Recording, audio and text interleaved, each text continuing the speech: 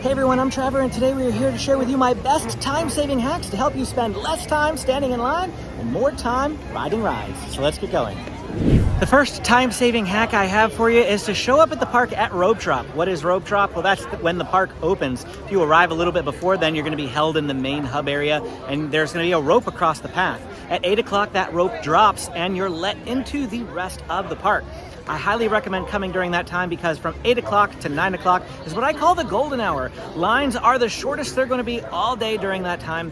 I'm actually shocked to still see people coming into the park, scanning in for the very first time around 1 or 2 o'clock in the afternoon. You are missing out on so much ride time by not coming at rope drop.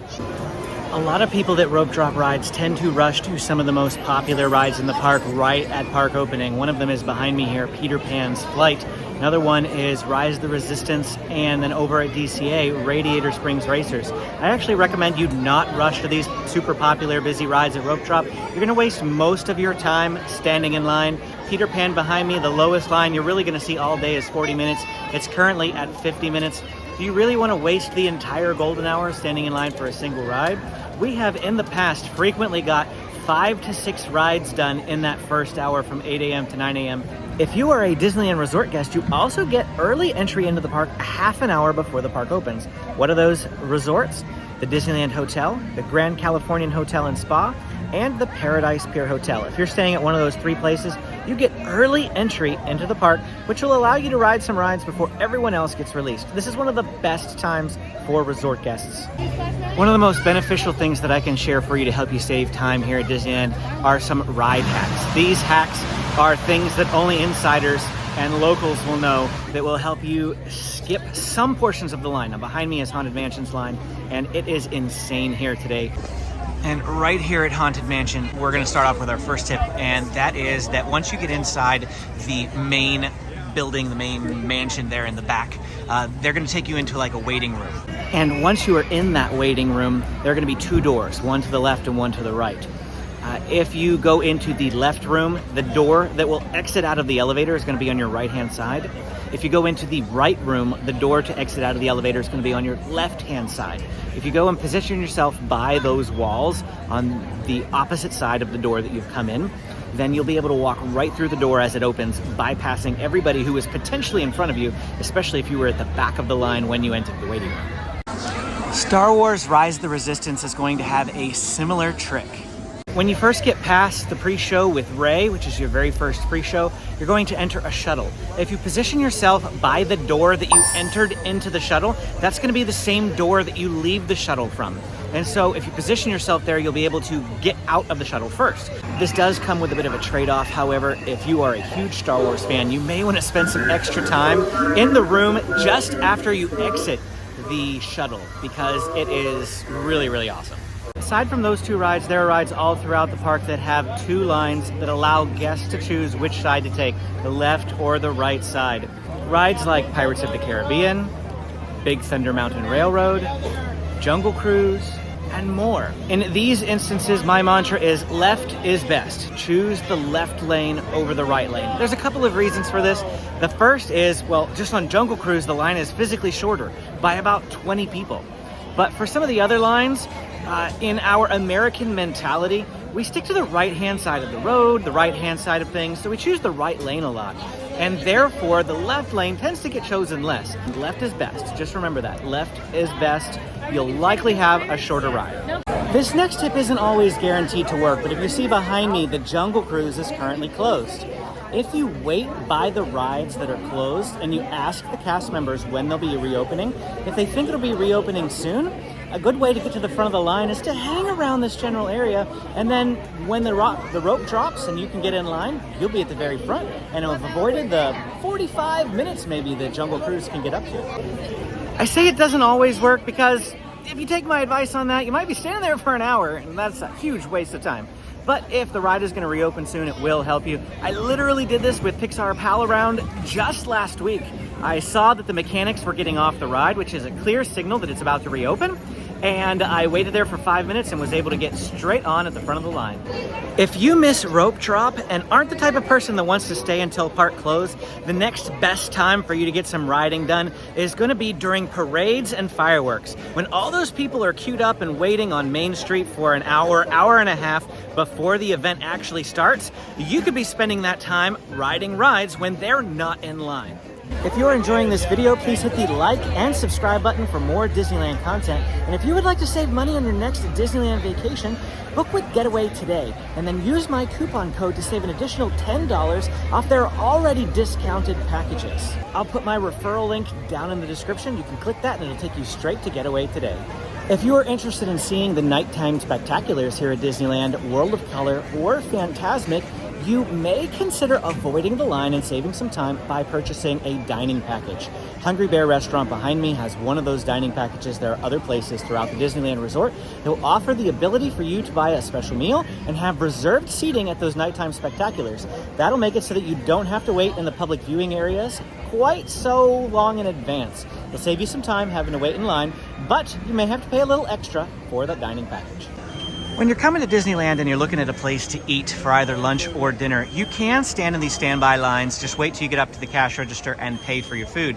But you'll also notice that they have signs at every single food location that tell you to mobile order. If you place mobile orders through the Disneyland app, you can literally place your order while you're in line for a ride, and then at your arranged comeback time, you just be able to push that I'm here, and then you walk right over here once the app tells you your food is ready. You just walk up, you grab it, and then you come sit down. You avoid the line, you avoid the wait, and it's just so much quicker. It'll save you a ton of time anytime you have to eat here at Disneyland, whether you're getting a snack throughout the day, lunch, dinner, breakfast, or more.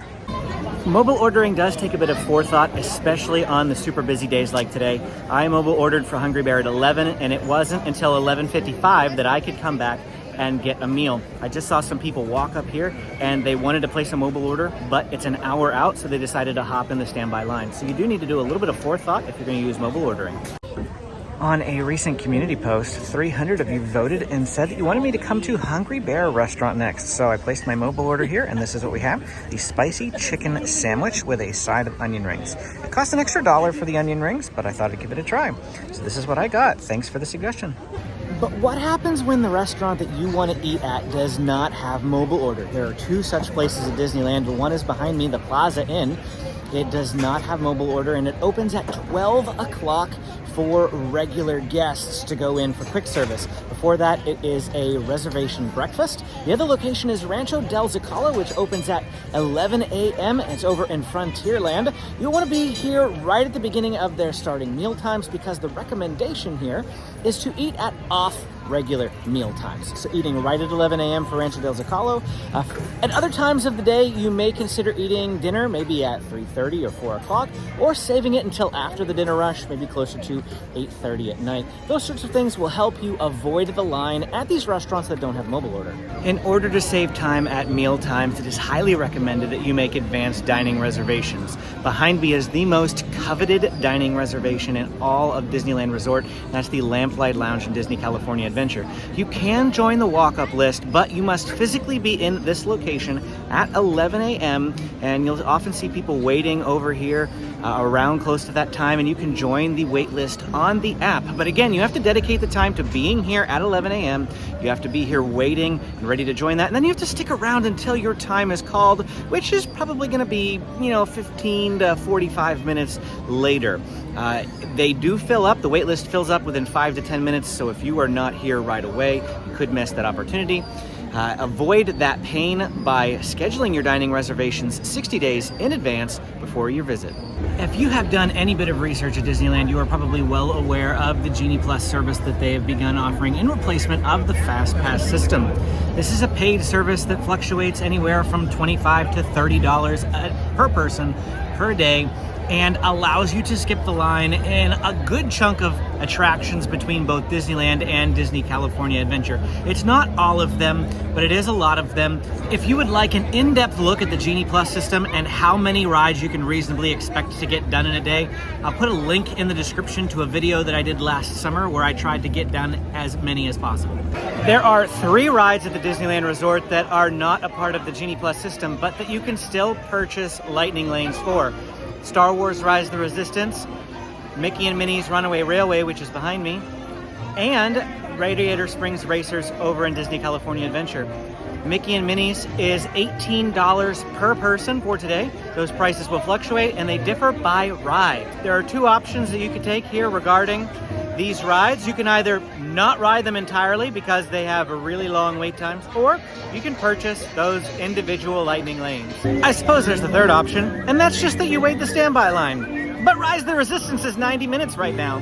Do you really want to wait that long for a single ride? If you saw my Disneyland ride guide video, you'll be familiar with these next two tips. The first one is use the single rider line. Single rider will help you save a lot of time here at Disneyland. Usually the single rider lines are about a third to a half the weight of the standby line, sometimes even faster than that. The only plot twist here, if you will, is that you have to be a minimum of 7 years old to use the single rider line.